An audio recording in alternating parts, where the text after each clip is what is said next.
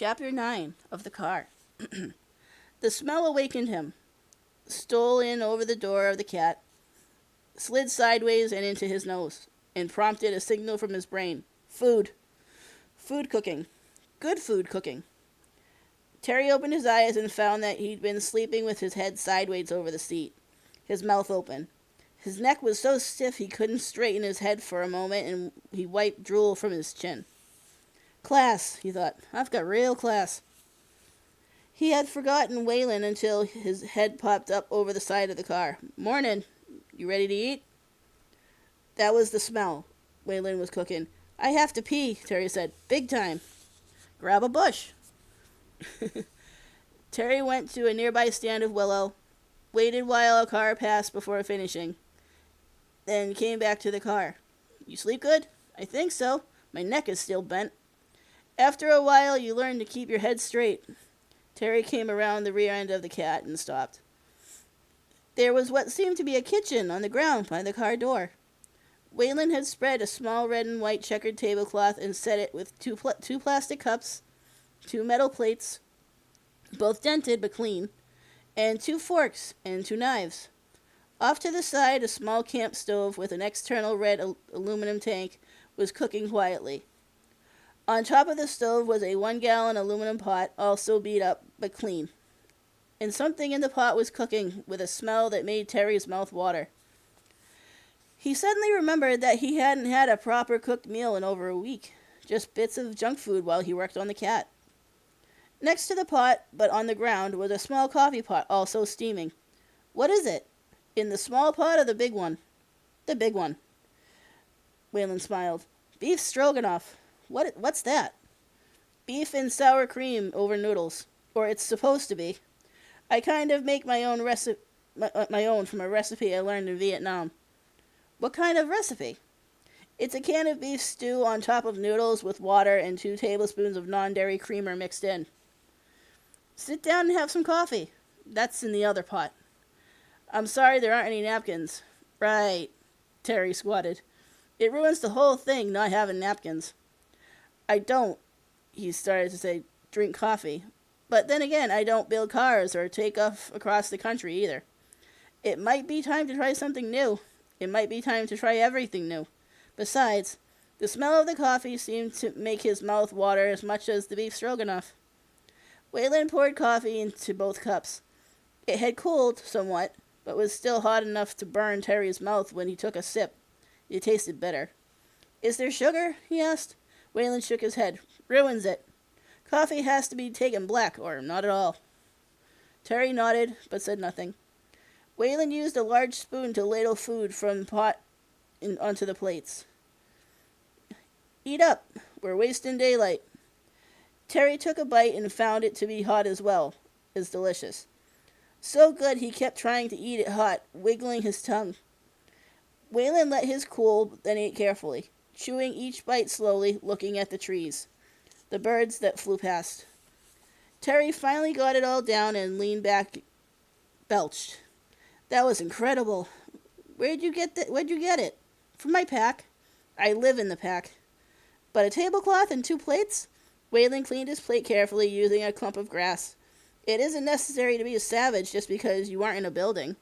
He pointed at Terry's plate. That needs to be cleaned.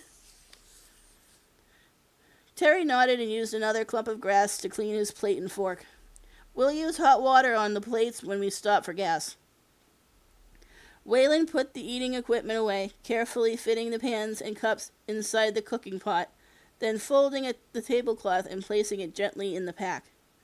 When he was done, he tied the pack on top of Terry's bag on the back of the luggage rack and then pulled out the atlas. Let's see where we're going. Terry came around the car and looked at the atlas. West, he said, on back roads. Well, there's back roads, and then there's back roads. Waylon traced a finger on the map. If we go this way, work these smaller state highways, we'll see some country, but there's a chance we'll get stopped, and we can't afford to get stopped, right? Right. Waylon studied Terry. It isn't that you've done anything wrong, is it? Terry shook his head. I don't think so. I just built the car and found the license plates in the garage to put on it. What about your parents? They left me. Both of them? Terry nodded. Sort of. Booze? Terry shook his head. No, they just aren't the types who make parents. Are they going to be looking for you? Terry thought about it. Maybe later. A lot later. In 2 weeks or so, if they find I'm missing. But not right away. So, we're just in a non-registered vehicle. I guess so, yeah. Which the police won't be looking for. I don't think so. Why would they? Well, if they're not looking for you, and they're not looking for the car, and they're not looking for me, we can take the better state roads and make some time. Let's do that, shall we? Terry was already back around the car, and he dropped into the seat. Just tell me where to go. He turned the key, and the starter cranked, but the car didn't start.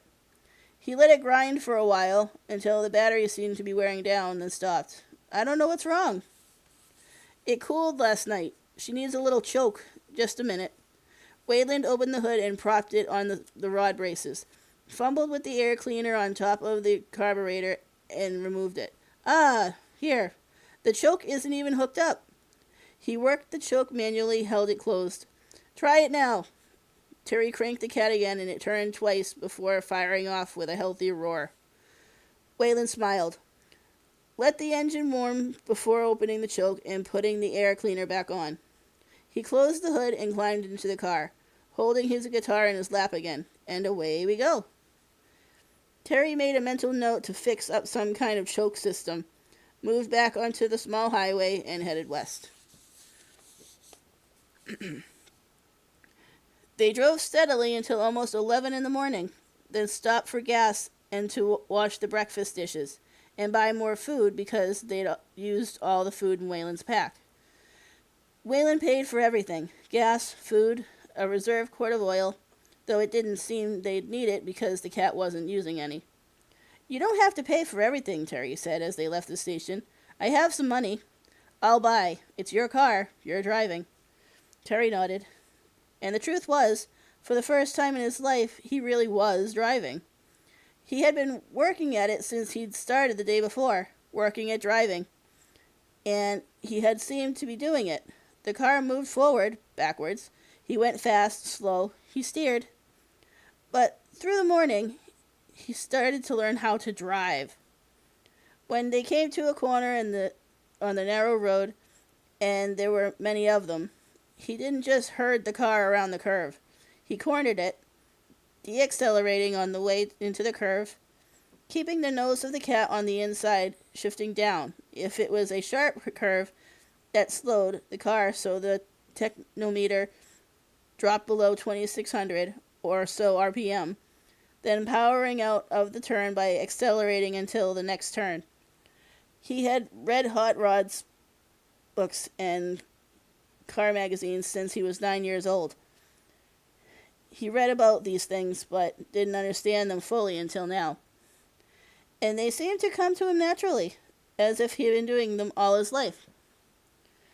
He was completely lost in the driving, didn't care where they were going or where they had been, or how long it took to get there. All he cared about was the road and the sound of the engine and the small squeal from the tires when he made a turn correctly. And he learned on every turn, every downshift and upshift, every time he accelerated and felt the center of gravity shift. He had wanted to try braking the rear end loose ever since morning. In one of the Hot Rod books he'd read, they talked about popping the rear end loose and drifting on a corner until it lined up with the road coming out of the corner, and finally where the road went along a flat field so he could see past the curve well ahead to make sure there was no traffic coming. He tried it. Just as the car started to take the sideways pressure off of the curve, he jerked the emergency brake once, which stopped the rear wheels, and they started to skid sideways, swinging the rear end around. At the same time, he shifted down, and when it was lined up on the road, he powered out. It was rough, but it worked, and he kept a higher speed through the turn than he would have been able to hold driving normally. Next to him, he saw Wayland smile and nod. I never did that, Terry explained. I thought it was a good place to try. You learn fast. He patted the dashboard of the cat. It's like one of the old MGTDs. It even looks a little like one. Tighter, though, and flatter on the curves.